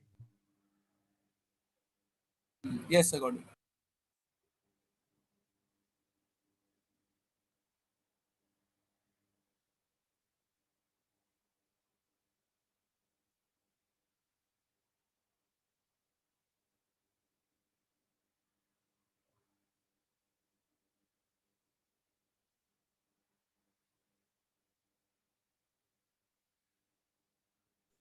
So हम्म सर लास्ट और सेकंड लास्ट वाले में बहुत कम डिफरेंस है, तो कुछ केसेस में सेम भी हो जाते हैं क्या?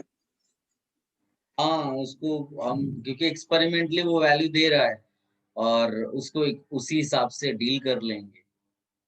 थोड़ा बहुत वेरिएशन है तो जो थोड़ा ज्यादा थ्योरेटिकली हमें लगता है उसको पहले लिख दिया।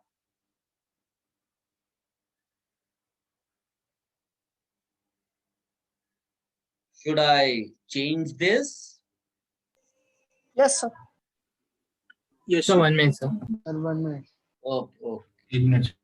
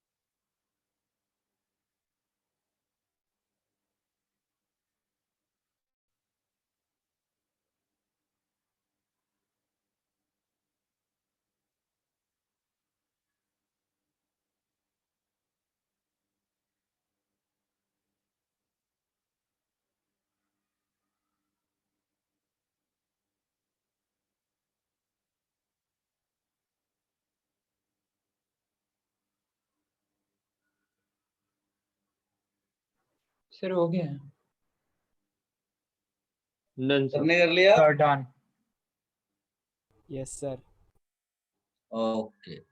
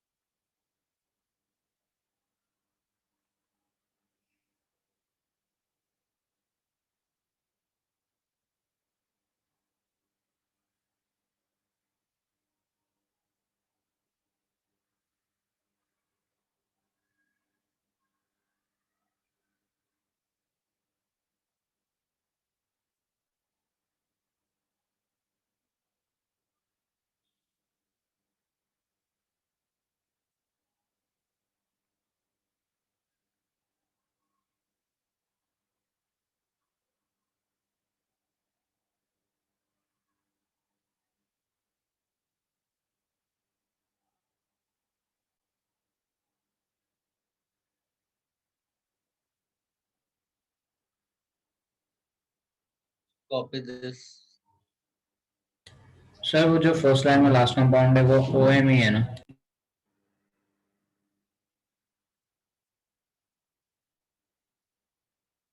क्या चीज? सर जो फर्स्ट लाइन में लास्ट कंपाउंड है वो पैरा पोजीशन पे वो OM ही है ना? हाँ हाँ OME मिथाइल वाला है।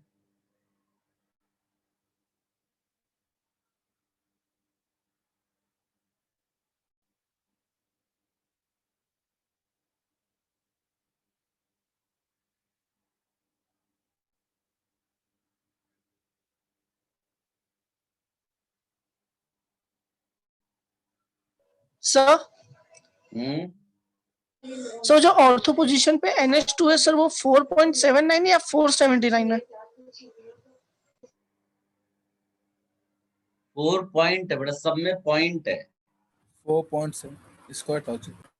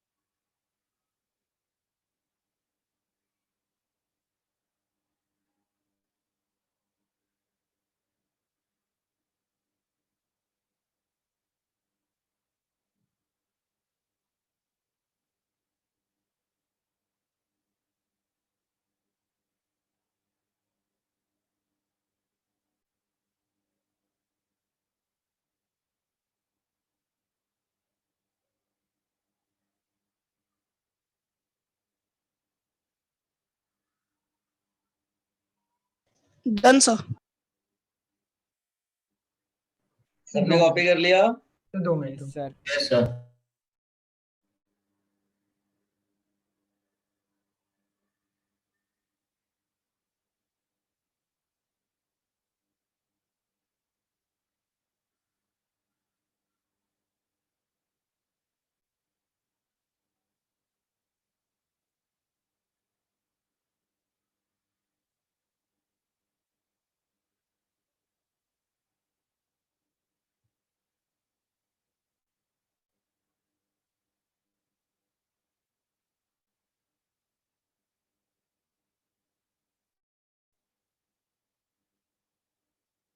Should I change the page? Yes sir. Yes sir. Sure, sir. Guys, now if you highlight those compounds where groups, ये देखो जैसे ये NO2 वाला केस, Cl वाला, सब ऑर्थो वाले ने, ऑर्थो वालों को हाईलाइट कर लो, और कहीं ये है और एक ये है, ये आपका ये आपका बेंजोइक एसिड है। इसके रिस्पेक्ट में सारे ऑर्थो वाले सब्स्टिट्यूटेड बेंजोइक एसिड तुम्हें ज्यादा एसिडिक मिल रहा है। एक ही एक्सेप्शनल बिहेवियर है वही, इसको छोड़ दो तो बाकी सब पहले लिखा हुआ है। अब आप नोट को वापस पढ़ो, the note which you have written earlier. क्या नोट लिखा हुआ है? Nearly all. हाँ, यानी कि आपने जो नोट लिखा है कि ortho substituted benzoic acids are stronger, तो वो डेटा से प्रूव हो रहा है। Is it clear? Yes sir. तो अब अपने माइंड में रखना कि भाई अगर मान लीजिए बेंजोइक एसिड्स के लिए ऑर्डर आया और तुम्हें ऑर्थो कहीं पर नजर आ रहा है substitute, irrespective of nature, plus M group minus M group plus I minus I, उसने ये बोला ही नहीं, उसने कहा ऑर्थो पोजीशन पे लगा है ग्रुप तो उसकी एसिडिक स्ट्रेंथ नेचुरली ज्यादा है। आप चाहो तो ब्रैकेट में ये भी लिख सकते हो उसी नोट में, irrespective of the nature of the group, plus M minus M plus I minus I, कोई फर्क नहीं पड़ रहा है। उसने बोला है ऑर्थो सब्स्टिट्यूटेड है इसीलिए वो स्ट्रॉन्गर एसिड है। Is it clear? Yes sir. Yes sir. अब आते हैं वाई, तो पहले वो सब लिख लो, फिर आप लिखना reason for ortho effect. Sir yes sir आपने जो ये बोला मींस ऑर्थो पोजीशन पे तो उसके एसिडिक स्ट्रेंथ ज्यादा है, बट सर जो लास्ट नंबर पे है NH2 वो भी ऑर्थो पोजीशन पे, तो उसकी तो सबसे कम है, तो सर इससे हम यार एक कंपाउंड को रहने दो ना, उसका बाद में डिस्कशन कर लेंगे। पहले मेजॉरिटी वाली तो बात कर ले, तो माइनॉरिटी वाले लोग की पहले बात कर, थोड़ा सा शिफ्ट करते हैं अपने आप को। इतने सारे जो कंपाउंड सामने दिख रहे हैं ज्यादा एसिडिक वाले, वो क्यों ज्यादा एसिडिक है, वो ज्यादा इंपॉर्टेंट है, पहले उसका डिस्कशन कर लेते हैं। Okay sir. फिर बाद में वो पूछ लेना जब वो सब फिनिश हो जाए।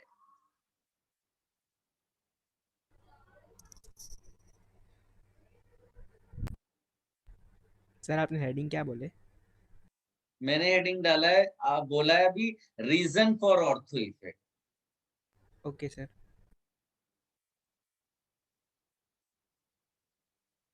Reason for ortho effect, should I discuss? Yes, sir. Sir. Yes, sir. Guys, unfortunately जो रीजन है वो कोई एक पर्टिकुलर साइंटिफिक थियरी नहीं है जिसके बेसिस पे आप एक्सप्लेनेशन दे दें। और जितनी भी स्टैंडर्ड बुक्स है, आप इंडियन ऑथर्स वाली बुक देखोगे तो उसमें तो खाली इतना लिख देते it's due to ortho effect. किसी ने पूछा ये कंपाउंड ज्यादा एसिडिक क्यों है, तो बोले it's due to ortho effect. They have not given any explanation for ortho effect. They consider ortho effect as the explanation. क्या आप समझ पा रहे हैं मैं क्या बोल रहा हूँ? Yes, sir. Yes, sir. लेकिन जब तुम स्टैंडर्ड बुक्स पढ़ते हो जैसे फिनार हो गया या मॉरिसन बॉयड हो गया, तो उनमें कुछ कुछ एक्सप्लेनेशंस अवेलेबल हैं। ठीक है, 3 साइंटिफिक थियरीज दी जाती हैं ये इसके लिए, ऑर्थो इफेक्ट के लिए। तो मैं तीनों का डिस्कशन करूंगा। सबसे पहला डिस्कशन लिखिएगा स्टेरिक इफेक्ट का। तो आपने जो हेडिंग डाली है, सब हेडिंग आप बोल सकते हो उसको, reason for ortho effect, and one of the reasons is steric effect. Are you ready? Yes, sir. Guys, scientifically वो स्टेरिक इफेक्ट है, बट उसको अगर हम घरेलू टर्म्स में लर्न करें तो उसी साइंटिफिक वर्ड का दूसरा नाम है crowding effect. Steric effect, crowding effect. आप ऐसे सोचो, लोकल ट्रेन्स में हम लोग जैसे जाते हैं तो first class compartment, second class compartment, तो फर्स्ट क्लास कंपार्टमेंट की जो बर्थ है उसमें तो आप 3 लोग बैठते हैं, है ना। अभी सेकंड क्लास कंपार्टमेंट में अगर बैठते हैं मुंबई की लोकल में, तो उसमें 3 लोग बैठने के बाद बाय डिफॉल्ट चौथा आकर के चिपक जाता है, बैठता है जबरदस्ती। यानी वो मानकर चलते हैं कि 4 लोगों को बैठना है उसमें। ठीक है, ये सबको मालूम है। अब बाय चांस आप सोचो कि 2 लोग मोटे मोटे हो गए, तो लेकिन रूल तो उन्होंने अनऑफिशियली बना रखा है कि 4 लोग बैठेंगे, तो बेचारा जो किनारे पे बैठा है वो क्या हो जाएगा फिर? गिर बोलो, जाएगा। गिर जाएगा। इसको हम लोग कहते हैं, इसको कहते हैं क्राउडिंग इफेक्ट। साइंटिफिकली अगर कहना होता है तो हम ऐसे बोलते हैं, because of steric effect that person loses the plane of that berth, plane से बाहर चला गया इसलिए लुढ़क गया। क्या आप समझ पाए?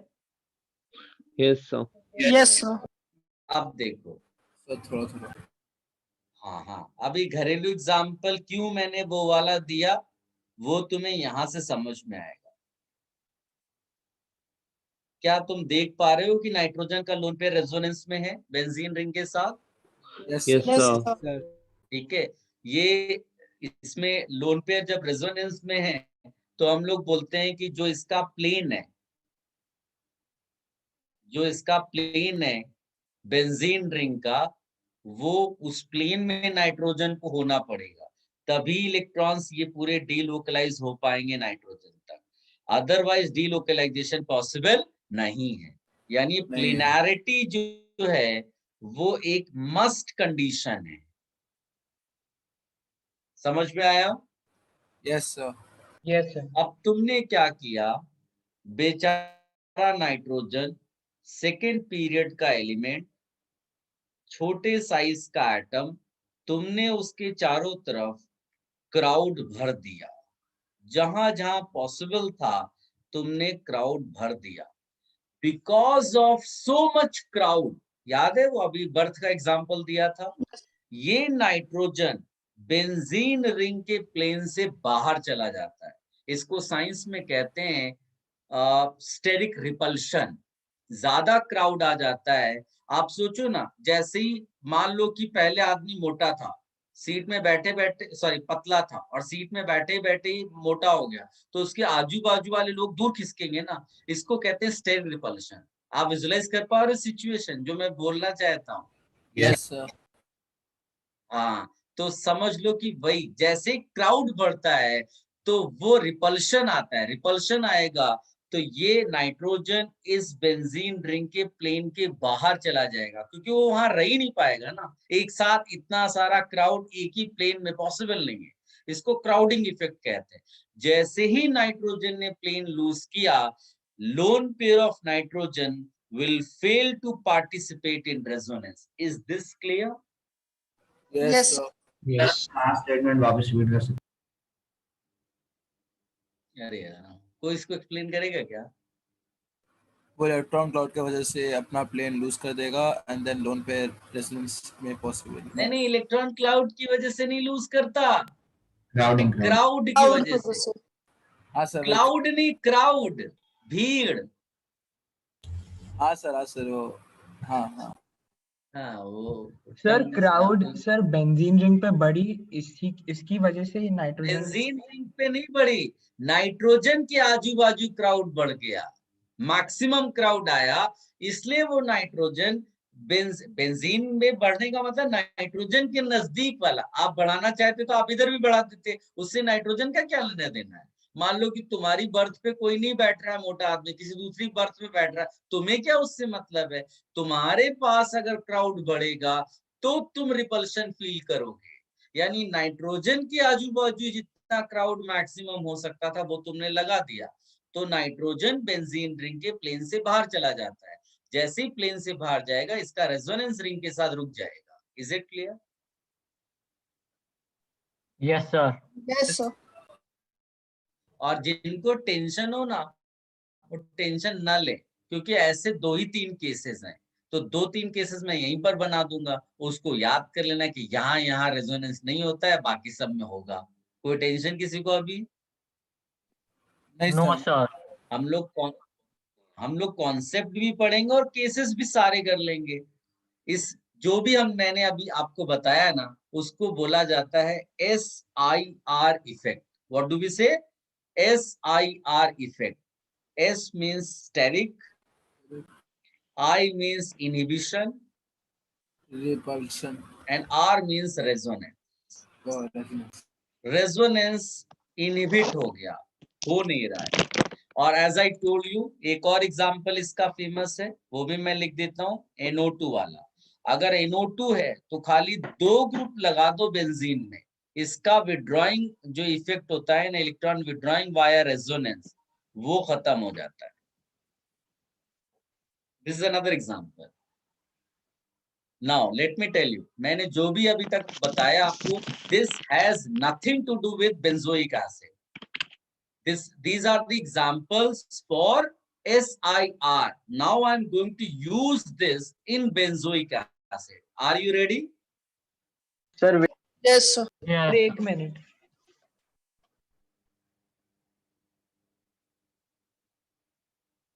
ले लो, 1 मिनट ले लो।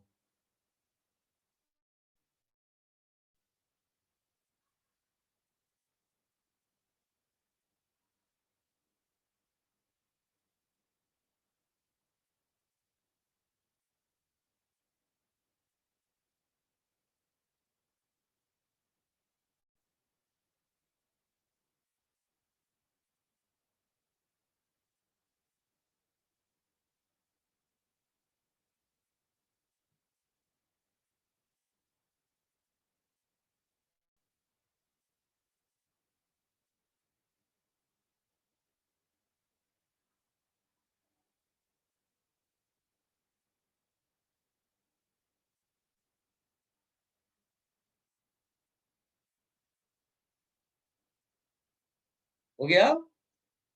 Yes sir.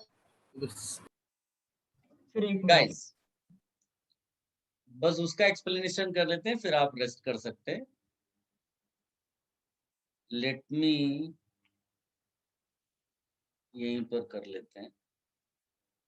ये COOH बेंजोइक एसिड, फिर एक ऑर्थो पोजीशन पे ग्रुप लगा दो, और जोश में आए तो 2 ग्रुप लगा दिए।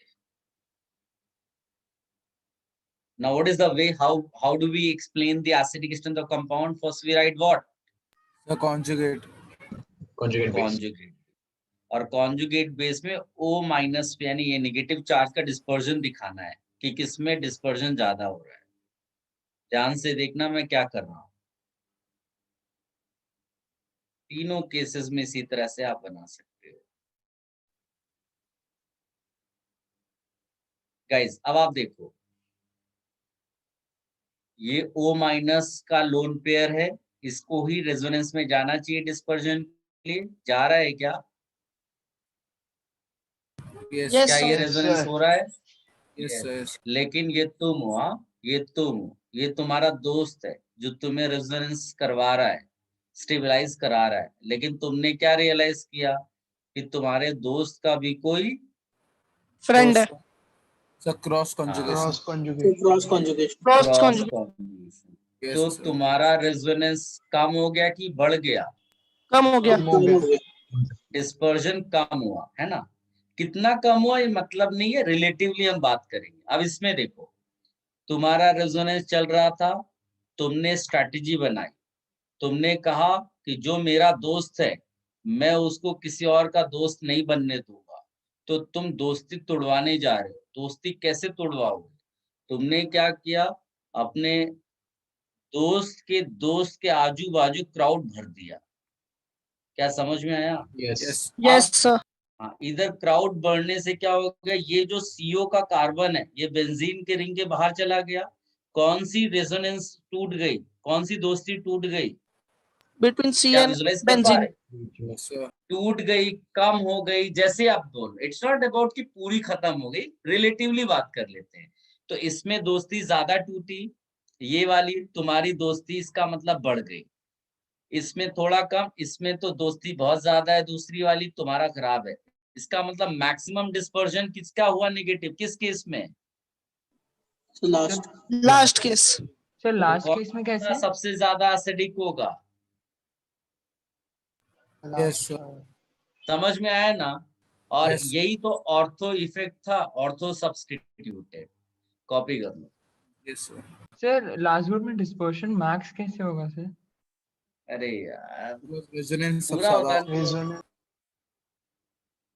क्योंकि उसका CO का रेजोनेंस O- के साथ हो रहा है और हमको O- का ही डिस्पर्जन दिखाना है। CO रिंग के बाहर चला गया, प्लेन के रिंग के साथ उसका रेजोनेंस नहीं हो रहा है, तो ज्यादा रेजोनेंस फिर O- के साथ ही करेगा ना। इसका मतलब ये डिस्पर्स्ड हो गया नेगेटिव, तो इसका पेरेंट ज्यादा एसिडिक। Okay sir. गाइस मैं आपको उसमें ग्रुप में डाल दूंगा कौन सा आपको और करना है एक्सरसाइज। और 1 और 2 तो आप डेफिनेटली कर लेना, क्योंकि वो TWT और इसमें सब में आएगा, MT में आपके। ठीक है? Yes sir. जो कॉपी कर लेता है वो लीव कर सकता है। Thank you sir MS Chauhan में से कुछ होमवर्क?